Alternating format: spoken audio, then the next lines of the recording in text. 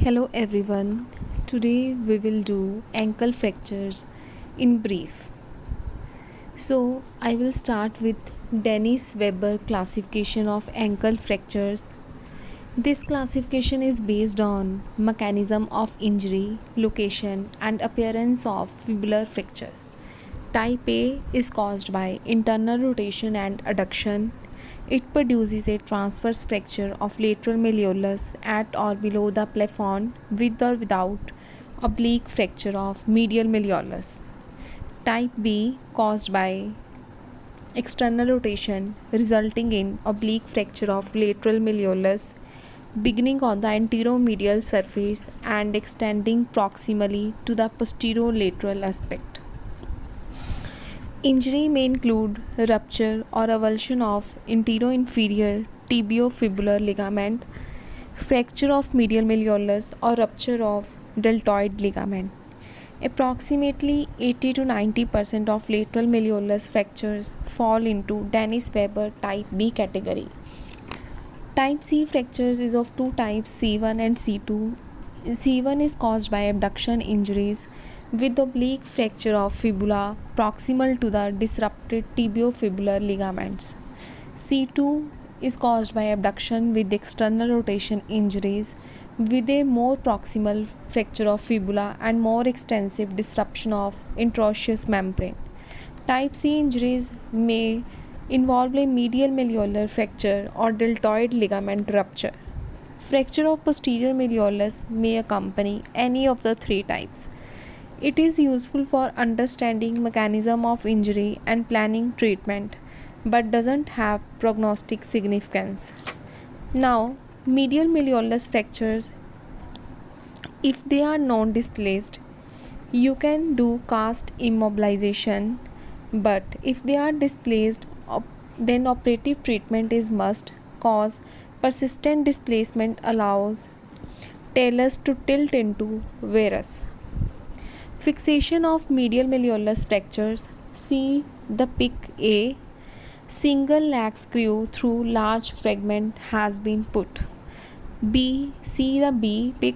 Combination of 4 mm lag screw and K wire for small fragment has been put inside. See the pic C.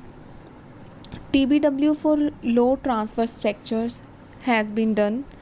Pic D. Vertical countersunk 4 mm lag screw for low transverse fracture is done. See pic E. Plate fixation with horizontal screw fixation has been done. That is how you will treat the different cases of medial malleolus fractures. Now we will do how to fix the lateral malleolus fractures. See pic A. Standard fixation of fibular fracture with 1/3 semitubular 3.5 mm plate and screws has been done.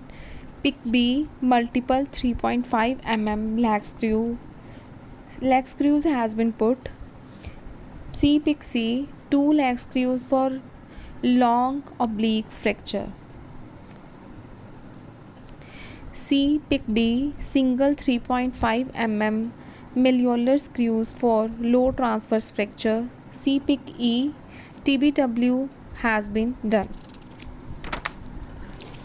Note 4 mm lag screw fixation of associated medial malleolar fractures. Fixation with C pic F. Fixation with 3.5 mm intramedullary screw has been done. Most Weber type B and type C lateral malleolar fracture are stabilized with plate and screw fixation. Posterior plating of Weber type B fractures of lateral malleolus using an anti-glide technique has been advocated to avoid the possibility of intra-articular screws, as lateral hardware in ankle may become symptomatic and cause pain even after its removal. Non-displaced fractures of medial malleolus usually can be treated with cast immobilization, Displaced fractures of medial malleolus should be treated operatively because persistent displacement allows the talus to tilt into varus. This has been done already. So, this was about ankle fractures in brief. Okay, thank you so much.